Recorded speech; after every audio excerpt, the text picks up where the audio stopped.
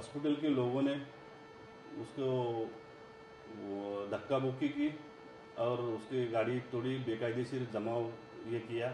तो अपने बीएनएस कायदे के अनुसार 189, 189(2), 191(2), 115(3), 352, 324(4) के तहत गुना दाखिल हो गया और तहकीकात चालू है। कितने मुझे ऊपर वो लोग लेके गए ना, तो उसके बाद मुझे ऊपर पैर में तो लोग ने एक सिस्टर आई मुझे मतलब वो ऐसा लगाने के लिए, तो उतने में दूसरी सिस्टर आई ने इसका कुछ नहीं करने, इसको इसे छोड़ दो। फिर उसके बाद वो लोग ने चले गए, वो लोग था मेरे पास। एक बार नहीं, कुछ देरों के बाद एक सिस्टर आई, मुझे टॉयलेट भी लगा था बहुत जोर से। तो मैंने आया भाई को भी बोला कि भाई मुझे बहुत जोर से टॉयलेट लगा है, तो बोली ये पॉट बिट नहीं देने का इसको। अस्पताल का नाम लाइफलाइन, काम विवादास्पद। ये है लाइफलाइन हॉस्पिटल की सच्चाई। कल जिस तरीके से हमने निष्पक्ष तौर से दोनों ओर की भूमिका रखी थी, हमने इनका भी बाइट लिया था, अस्पताल में जाके वहाँ भी बाइट कर रहे थे। उस वक्त हम पर वहाँ पर 20 लोग आकर के चढ़ाई करने की कोशिश की, हमें हमारा अपना काम करने से रोका गया। कोई रोहित नाम का चिंटू है जो कि दावे कर रहा है कि अस्पताल बहुत अच्छा है और फुटेज है, तो वो फुटेज हमें ज़रूर प्रोवाइड करें, हम उनकी भी ज़रूर भूमिका रखेंगे। कल लाइफलाइन अस्पताल के खिलाफ नया नगर पुलिस स्टेशन में यानी आपके जुडिक्शन में एक घटना घटी और उसके खिलाफ एफआईआर हुई। एक्चुअल क्या एफआईआर है, कौन सी धाराएं लगाई गई? कल दोपहर 3 बजे के टाइम फिरियादी जो है सोहेल झेंडे करके, वो हॉस्पिटल में उसको माँ को लेके जा रहा था, वो बीमार थी। वॉचमैन के साथ उसका झगड़ा हो गया, तो वॉचमैन को उन्होंने 2 चापट मार दी और फिर बाद में वो हॉस्पिटल में गया। उस कारण की वजह से हॉस्पिटल के लोगों ने उसको वो धक्का मुक्की की और उसकी गाड़ी तोड़ी, बेकायदेशीर जमाव ये किया। तो अपने बीएनएस कायदे के अनुसार 189, 191(2), 191(2), 115(3), 352, 324(4) के तहत गुना दाखिल हो गया और तहकीकात चालू है। इसके जो है आरोपी 20 से 25 आरोपी का दिया, किसी को पहचानते नहीं है, उनके ऊपर एफआईआर रजिस्टर हो गई। तो उनके खिलाफ डॉक्टर ने एक वॉचमैन का एक स्टेटमेंट लिया है, वो ये अदखल पात्र गुना नोंद थप्पड़ मारने का एक इल्ज़ाम लगाया जा रहा है हॉस्पिटल की तरफ से कि सोहेल झेंडे ने डॉक्टर को मारा, महिला डॉक्टर के पेट पे लात मारा। क्या अब तक के इन्वेस्टिगेशन में इस बात पे कोई सच्चाई नज़र आ रही है आपको, या फिर हॉस्पिटल ने इस तरीके का कोई आपको सीसी कैमरे के फुटेज दिया है क्या? अभी तक हॉस्पिटल ने ऐसा कोई हमारे पास आके कंप्लेंट किया नहीं, गुना दाखिल अभी तक नहीं हो गया। हॉस्पिटल ने सीसीटीवी फुटेज दिया है क्या आपको? ना सीसीटीवी फुटेज दिया है, ना एफआईआर आके दिया है। इस तरीके से लाइफलाइन हॉस्पिटल में एडमिट किया गया, तो उसके बाद आपके बेटे ने कहा कि डॉक्टर ट्रीटमेंट शुरू नहीं कर रहे। क्या वाकई में ये बात सच है या इसमें कुछ आपको एडमिट करने के तुरंत बाद ट्रीटमेंट शुरू किया गया? नहीं, एक्चुअली मुझे ऊपर वो लोग लेके गए ना, तो उसके बाद मुझे ऊपर पैर में तो लोग ने एक सिस्टर आई मुझे मतलब वो ऐसा लगाने के लिए, तो उतने में दूसरी सिस्टर आई ने इसका कुछ नहीं करने, इसको इसे छोड़ दो। फिर उसके बाद वो लोग ने चले गए, वो लोग था मेरे पास। एक बार नहीं, कुछ देरों के बाद एक सिस्टर आई, मुझे टॉयलेट भी लगा था बहुत जोर से। तो मैंने आया भाई को भी बोला कि भाई मुझे बहुत जोर से टॉयलेट लगा है, तो बोली ये पॉट बिट नहीं देने का इसको। तो मेरे को पॉट भी नहीं दिए वो लोग ने। फिर उसके बाद तो फिर मैं बोली मेरे से मतलब हो नहीं रहा था, तो फिर एक आई मुझे पॉट दिया, एक ने मुझे। फिर उसके बाद सिस्टर लोग कोई नहीं था मेरे पास, कोई भी नहीं। आपको याद है कितने बजे आपका ट्रीटमेंट शुरू हुआ? वो मुझे याद नहीं है। आपको कुछ आइडिया है कितने बजे के आसपास डॉक्टर ने हॉस्पिटल ने एडमिट शुरू किया? हम लोग मतलब जब झगड़ा होने के बाद में भी वो लोग बोल रहे थे कि ट्रीटमेंट चालू हो गया, बट ये कंफर्म नहीं था कि चालू हुआ कि नहीं, क्योंकि ये जब भी एडमिट होती है ना, तो इसका सबसे पहले ईसीजी निकालते, फिर डायबिटीज चेक करते। अभी हमें जो फाइल मिली ना, हमें उसमें कुछ नहीं मिला है, उसको ना इंजेक्शन नहीं, उनको सलाइन चढ़ाई थी, कुछ भी नहीं, मतलब वो सिर्फ बोल रहे थे कि ट्रीटमेंट चालू है। कितने बजे के आसपास इन्होंने फिर ईसीजी या नहीं कुछ नहीं करवाया। तो वहाँ पे एग्जैक्ट उन्होंने ट्रीटमेंट क्या शुरू किया था फिर? कुछ भी नहीं, हमें पता ही नहीं था ना, मैं तो आई थी ही नहीं। तो डिस्चार्ज दिया होगा उन्होंने, तो उसके ऊपर तो लिखा होगा टाइमिंग, ट्रीटमेंट वगैरह कितने बजे दिया? क्या हुआ मालूम है, जब बहुत देर के बाद दो मतलब सिस्टर भाग भाग के आई, बोली कि अभी फटाक से इसका करो, नहीं तो अपने पे केस हो जाएगा कि इसका अपन ने कुछ ट्रीटमेंट नहीं किया। तो सब 2-3 सिस्टर लोग आए, फिर मेरे को ये लगाए और इंजेक्शन दिए 2-3। फिर 2 आदमी लोग खड़े थे और एक पुलिस वाला भी था उस टाइम।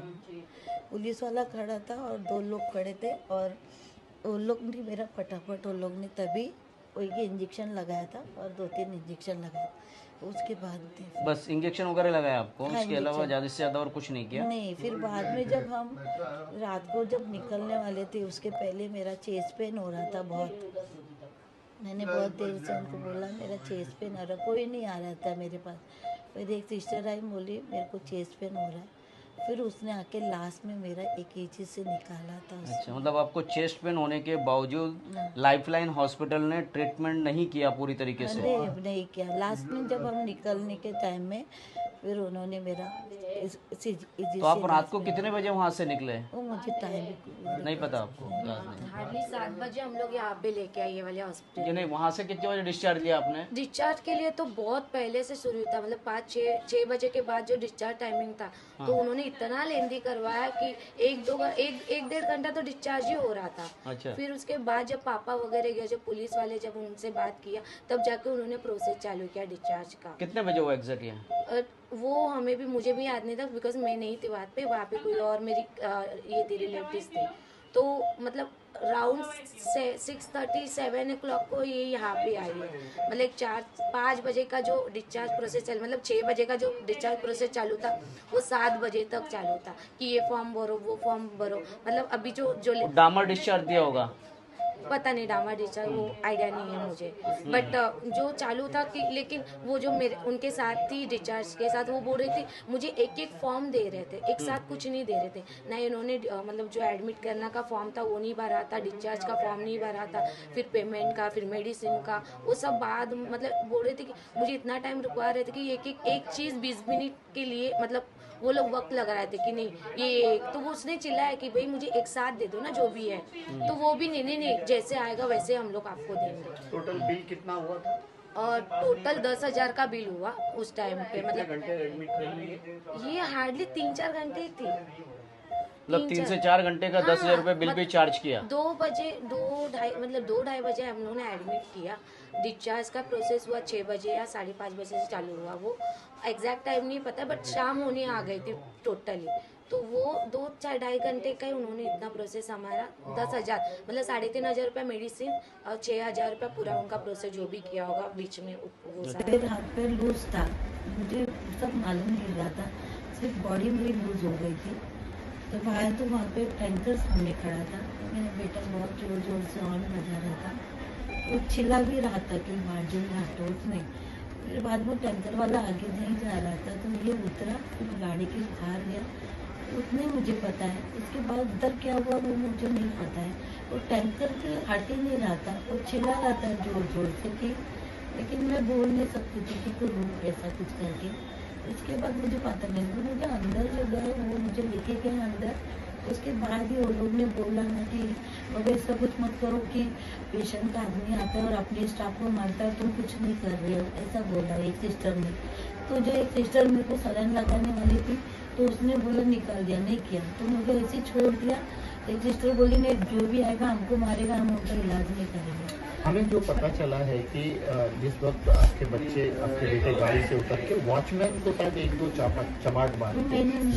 ये इस बात को लेकर के डॉक्टर पूरे के पूरे डॉक्टर स्टाफ सब नीचे उतर गए और शायद उसको दौड़ा भी रहे थे। इस बारे में आपको कुछ पता है क्या? नहीं, मुझे नहीं कुछ। बारे में आप तो इसको जैसे ऊपर लेके गए, हम लोग काम थे तो इसको नीचे बुलाया और ये तब तक ICU में थी, इसके कपड़े चेंज किए गए तुरंत ही। बट मैं बैठी थी वहाँ पे ICU के बाहर और हार्डली बहुत आवाज़ आ रही थी नीचे से, तो मैंने इग्नोर किया कि आई थॉट कि ये थोड़ा सा मचमच हो रहा है करके। बट तुरंत एक यहाँ से आईसीयूएस से जो डॉक्टर जो इनका इलाज कर रही थी, जो भी सिस्टर थे, बाहर आए, जोर जोर से चिल्ला के हम लोग पेशेंट को हाथ नहीं लगाएंगे, हमारे इस आदमी को मारा है और हमें कुछ नहीं पड़ी है, ऐसे करके वो लोग बाहर निकल गए और नीचे चले गए।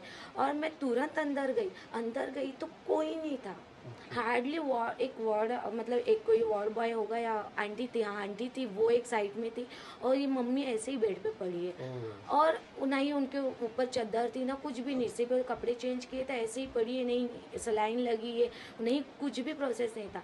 मेरा पारा चढ़ गया, मैं कि ऐसे कैसे छोड़ के जा सकते हैं आप पेशेंट को, क्योंकि इनकी हालत मुझे पता है, हम लोग पहले भी इनको एडमिट कर चुके, क्योंकि डॉक्टर ने पहले ही वार्न किया है जब भी हाई बीपी होता है, कुछ होता है, इनको पहले प्रोसेस चालू करो, अदरवाइज इनको पैरालाइज नहीं तो अटैक आ सकता है, क्योंकि इनका एंजियोग्राफी भी हो चुका है 2-3 बार। वो सब होने के बाद मैं नीचे गई, सबके सब मैं नीचे ग्राउंड फ्लोर पे गई, वहाँ पे भी कोई नहीं था। जब फर्स्ट फ्लोर पे है तो देखा तो सारे के सारे डॉक्टर सिस्टर स्टाफ वहाँ पे खड़े होकर जोर से चिल्ला रहे कि हम लोग नहीं, हमारे आदमी को मारा है करके, हम लोग नहीं बात करें, हम लोग कुछ भी पेशेंट को हाथ नहीं लगाएंगे। तो हमने यही बोला, आपको नहीं करना है तो हमारा पेशेंट रिटर्न दे दो, हम लोग कहीं और चले जाएंगे, नहीं करना है तो मत करो। तो आप ऐसे मत बोलो, जो भी है। और ये मेरा भाई अच्छे से बात कर रहा था, हमने तभी वीडियो भी निकाला था कि आपको जो भी है, जिस भी तरह से आपको जो भी कार्रवाई करनी है आप अपने हिसाब से करो, बट हमारा पेशेंट रिटर्न करो, चेंज करो उनको, हमें ऐसे नहीं रखना, क्योंकि मुझे फर्स्ट प्रायोरिटी थी मेरी मम्मी को ठीक करवाना। वो सुन ही नहीं रहे थे, ऐसे गंदी तरीके से बात कर रहे थे जैसे मच्छी मार्केट हो। तो ऑफकोर्स मैं कभी बात नहीं करती, बट उस टाइम पे तो मेरा पारा चढ़ गया। मैंने सच्ची में मैंने बहुत गालियाँ थी उन लोग को, मतलब ऐसा था कि आप ट्रीटमेंट चालू करो, नहीं तो फिर आप पेशेंट रिटर्न दो, हमारा पेशेंट है, हमें आपको फिक्र नहीं है तो क्यों कर रहे हो, हमारा पेशेंट है तो हम लोग तो उसकी रिस्पॉन्सिबिलिटी ले रहे हैं ना, आप दे दो हमारा पेशेंट। बट उन्होंने बिल्कुल नहीं। उसके बाद अब जब हम लोग नीचे आए, मतलब हमारे साथ थे एक अंकल थे, उन्होंने हमसे बोला कि नहीं ट्रीटमेंट चालू रहे, बट तब हम कोई ऊपर नहीं था, कोई ऊपर नहीं गया। तभी भी हार्डली 1 आवर का ये आर्ग्यूमेंट चालू हुआ, बट तभी भी उनका ट्रीटमेंट नहीं चालू था। बट हमें बाहर निकला कि आप जाओ, शांत हो जाओ। मैं रोकूंगा आपको कि बिल्कुल गेट के ऊपर कार फोड़ी गई। हाँ। जब आपके पीछे दौड़े गए उस वक्त उससे पहले फोड़ी गई या वापस लौट के फोड़ी गई? वापस लौट के फोड़ी गई, क्योंकि मैं उधर ही थी गेट के टाइम पे, तो हमें बोला गया कि आप काम हो जाओ चले। बट वो लोग इतना एग्रेसिव हो गए, जितना भी 3 फ्लोर का जो हॉस्पिटल था, सारे के सारे स्टाफ नीचे आ गए कि बोल रहे हमारे पेशेंट को, हमारे जो स्टाफ को मारा है, हम लोग ट्रीटमेंट नहीं करें। वहाँ पे दूसरे भी स्टाफ थे, दूसरे भी पेशेंट थे, तो उनको भी देखो ना, छोड़ो एक पेशेंट को आप ये कर रहे हो, आर्ग्यू कर रहे हो, बट दूसरे पेशेंट को छोड़ के आ गए। वो भी हमें गुस्सा आ रहा था कि आप दूसरे पेशेंट को क्यों छोड़ रहे हो, आपका आर्ग्यूमेंट है, चलो माने, मेरा भाई सॉरी भी बोल रहा है कि जो कार्रवाई करें करो, बट आप पेशेंट को मत छोड़ो, क्योंकि हमें पता है हमारा पेशेंट है। बाकी के पेशेंट भी बोल रहे थे कि अरे, मतलब जो आए थे वो लोग भी बोल रहे थे कि नहीं आप ऐसे मत करो। तो मैं बोल रही हूँ कि अरे पेशेंट फर्स्ट फैसिलिटी करो। जिस तरीके से हादसा हुआ उसके कितनी देर बाद आपका ट्रीटमेंट शुरू हुआ और क्या हुआ था उसके बाद? फिर हादसा होने के बाद जब मैंने पुलिस स्टेशन गया, उसके बाद मैंने जो पीआई साहब, पहले ये बताइए कि एडमिट मतलब हॉस्पिटल में कितने बजे लेके गए आप? हम लोग अराउंड 2:30 के आसपास, मतलब 2:30। और उसके 2:30 बाद जो भी हुआ हंगामा, हाँ। उसके बाद फिर ट्रीटमेंट कितने बजे शुरू किया इन्होंने? ट्रीटमेंट और कब किया, किसके हस्तक्षेप के बाद ट्रीटमेंट करना पड़ा, किसी का हस्तक्षेप करना पड़ा कि ट्रीटमेंट शुरू करने के लिए? मैंने बहुत सारे जनों को कॉल किया था, तो हर जगह से उनको कॉल, मतलब जाने का था। और मेन तो जहाँ पे मैं नया नगर पुलिस चौकी गए थे, वहाँ पे मतलब जो बड़े सीनियर इंस्पेक्टर थे, उन्होंने उनको बोला कि आप ट्रीटमेंट चालू करो, उनको डिस्चार्ज दो। मैं 6 बजे उनको बोला कि छोड़ दो, तब तक तो ट्रीटमेंट चालू नहीं किया था इन्होंने। 6:30 बजे के बाद 6-6:30 बजे के बाद इन्होंने ट्रीटमेंट करना चालू किया। कब कोई किसी ने कहा था? हाँ, मैं भेजा था ना, हम लोग को जाने ही नहीं दिया था ना ऊपर। हाँ। हम लोग गए ही नहीं थे, क्योंकि हम लोग को अलाउ ही नहीं कर रहे थे। हाँ। तो बाद में जब पुलिस वाले आए ना, हाँ। 6 बजे, 5:30, मतलब 6 बजे ये है कि 6:30 बजे के आसपास हाँ। नगर पुलिस स्टाफ हॉस्पिटल में आ गए, तब जाके मम्मी का आपके हाँ। ट्रीटमेंट शुरू हुआ। आगे उसके पहले बोले, फिर हम लोग को कॉल आया कि आपका कोई भी फैमिली मेम्बर है का ऊपर जाके रहो आईसीयू में। तो फिर मैंने आईसीयू में मेरे एक लड़के को भेजा, मतलब तू मम्मी के साथ रहे, देख क्या हो रहा है, क्या चाहिए क्या नहीं चाहिए, मेडिसिन देख, अला देख। तो उन्होंने मुझे तब भी बोला उसके बाद ट्रीटमेंट उसके बाद उन लोग ने ट्रीटमेंट चालू किया। आप कह रहे थे कि आपने हॉस्पिटल के डायरेक्टर से भी बात की। हाँ, मैंने वो कमलेश सर को क्या पहले, नाम है उनका? कमलेश शाह करके उनका नाम है। कमलेश यादव। हाँ, कमलेश शाह। कमलेश शाह। उनसे मतलब वो हम लोग आज से नहीं, लाइफलाइन से हम लोग 15 साल से जुड़े हुए। मम्मी का हर एक ऑपरेशन लाइफलाइन से हुआ है। मेरे डैड खुद मुंबई पुलिस में है और मुंबई पुलिस का हर एक ट्रीटमेंट लाइफलाइन में ही होता है, तो हम लोग लाइफलाइन से मोस्टली मम्मी का ट्रीटमेंट वहाँ ही होता है। तो मैंने उनको कॉल किया, सब नीचे मतलब मेरे को जब सेकंड फ्लोर पे बुलाया, मेरे से बात की है कि ऐसा ऐसा है, हम लोग नहीं करेंगे, ट्रीटमेंट नहीं करेंगे। तो मुझे मतलब मैं बाहर आया, फिर मुझे टैंकर वाले ने बुलाया। टैंकर वाले ने मुझे उनका नंबर दिया कि आप बाबू इनसे मत बात करो, ये लोग ऐसे ही है, मानेंगे नहीं, छोड़ो, मैं तुमको नंबर देता हूँ इनका, आप उनको कॉल करो। तो मैंने उनको कॉल, उसने मुझे नंबर दिया। अगर टैंकर वाले की गलती रहती तो टैंकर वाला क्या होता, नहीं देता, वो भाग जाता था, उसको पता वो राइट था अपनी जगह। तो टैंकर वाले ने मुझे नंबर दिया, मैंने उनको सर को कॉल किया, मतलब सर ऐसा ऐसा इंसिडेंट हुआ मीरा रोड के आपके लाइफलाइन में, मैं आपके साल से इतने साल से हम लोग जुड़े हुए। तो मैंने बोला सर आपको आप जो बोलोगे मैं वो करूँगा। तो उन्होंने बोला आप राइटिंग में, मतलब मैं बोला कि आपको राइटिंग में चाहिए, लिखित में चाहिए, कुछ चाहिए तो मैं आपको देने के लिए रेडी। वो बोलते नहीं, एफआईआर होगा, पुलिस आएगी, एफआईआर करेंगे, उसके बाद केस होगा, उसके बाद हम लोग ट्रीटमेंट चालू करें, आपको तब तक करना है करो, या फिर आप अपना पेशेंट को लेके चले जाओ। मैं बोला ठीक है सर, मैं पेशेंट को लेके चले जाता हूँ, आप डिस्चार्ज देने बोल दो, हम लोग को जाने भी नहीं दे रहे अंदर, ठीक है, तो डिस्चार्ज देने बोल दो मुझे। तो बोलते नहीं, अभी हॉस्पिटल स्टाफ जो करेगा आपके साथ आप देख लो, मैं कुछ नहीं कर सकता इसके अंदर। बोलते मतलब एक तरीके से जो घटना हुई हाँ, उसको पूरी तरीके से कमलेश शाह ने हाँ, समर्थन ही किया है। हाँ, मतलब स्टाफ का समर्थन हाँ, करके। मैंने बोला कि आपको क्या करना है, आपको एफआईआर करना है, मेरे पे कुछ कार्रवाई करना है, आपको कुछ करना है आप करो सर। अच्छा, कार की क्या पोजीशन है फिलहाल?